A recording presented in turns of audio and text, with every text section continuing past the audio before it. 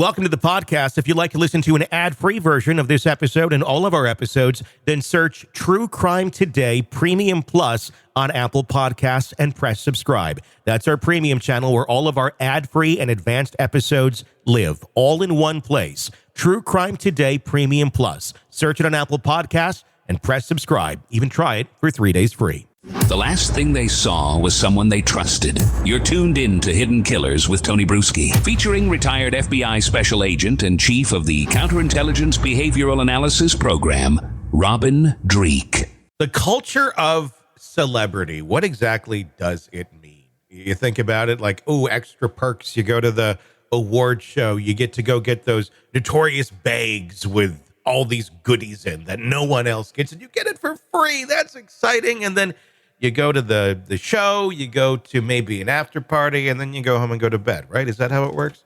Or is it something much, much darker?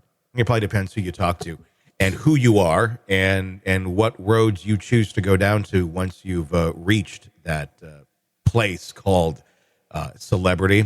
Sean Puffy Combs seemed to be an individual that was there in the middle of it. He had his celebrity status, and he also kind of stood there figuratively with his staff and rod saying, come this way.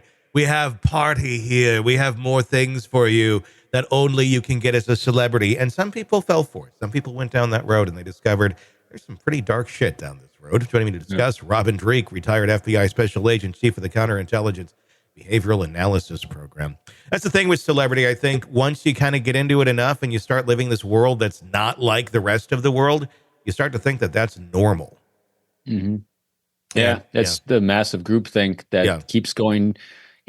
Tony, this is just keeps going down the same road we see being paved from the get-go on this one. You know, we said the victims are going to get younger. The charges are going to get more voluminous. Mm-hmm. And yep, that's exactly what's happening. And are there going to be tag-alongs that you're trying to filter out that are just people that are trying to ride the prosecution train that may not have been victims, potentially? I mean, this is the most complicated, wide-spanning case I think I've ever heard of. What is shocking to me, and it probably shouldn't be, like once you kind of analyze and go, oh, okay, I get it. But on the surface is this culture that seemed to exist at these Diddy parties of dehumanizing, I guess, the sex workers or whoever they deemed to be less than. That they could take advantage of. Some of these people weren't even sex workers. They were just, they were models. They were people who were coming in thinking they were going to get a music deal. Not there for the sex or hired for it or trafficked for it. They were just there. Some were the assistants of others as well. One of the accusations that's come out this week from Tony Busby and one of his clients, it's a Jane Doe accusation. Claims she was 13 years old at the time. This was in the year 2000 after the VMA Music Awards. The claim is that she was at Diddy's place for an after party. Diddy came into the room that she was in, and so did a male celebrity and a female celebrity. The accusation goes that she was sexually violated by both Diddy and the male celebrity while the female watched.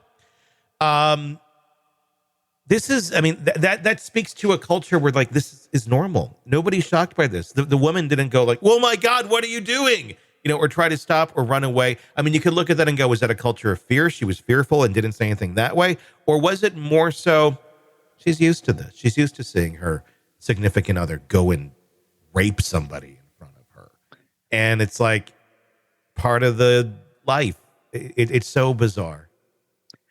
So remember, we've talked about this before, and it's going to be the continued theme of everything he does and everyone around in a circle does. He's all about power and control. Everything we see coming out is going to be an act of power and control. Mm-hmm. And literally, so let's take that step back.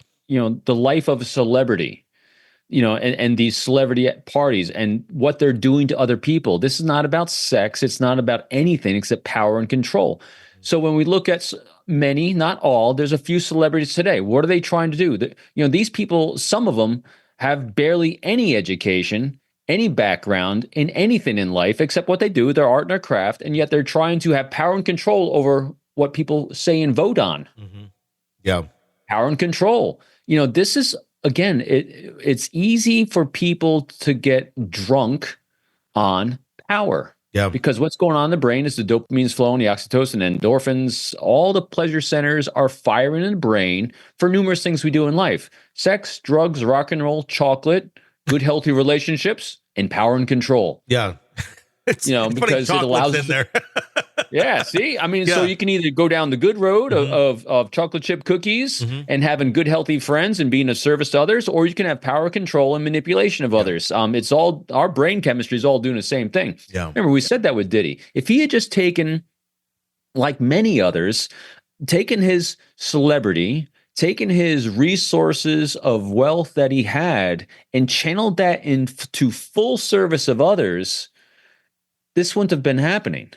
Because his brain would have been rewarding him in that same way, just like all these people. But that takes work.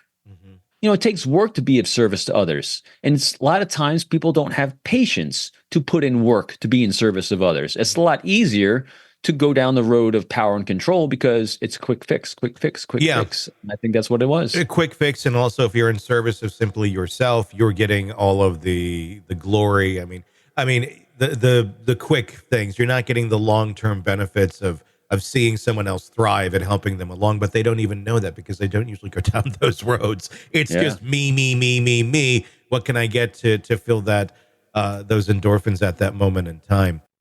Robin Drake, retired FBI special agent and chief of the Counterintelligence Behavioral Analysis Program. Thank you, as always, for joining us and giving us your valuable insight into this case. What we explored here today isn't just a glimpse into celebrity life. It's a hard look at how power can distort reality. Of course, status shields individuals from consequences for a certain amount of time. Those who live within that world start to believe they're untouchable. And with each unchecked indulgence, the stakes rise. What began as luxury becomes control. What started as opportunity morphs into exploitation.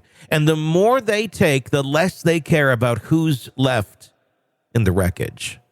These allegations aren't just about sex or parties. They're about the deeper addiction to dominance and the human need to feel in control. Fame alone isn't dangerous, but the absence of accountability within it is.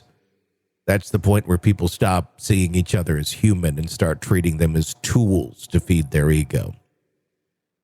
In the end, justice can't just be about punishing those who get caught. It has to challenge the culture that enables them in the first place. The question isn't just about what Diddy or anyone else did. It's about what allowed it to happen for so long without anyone stopping it.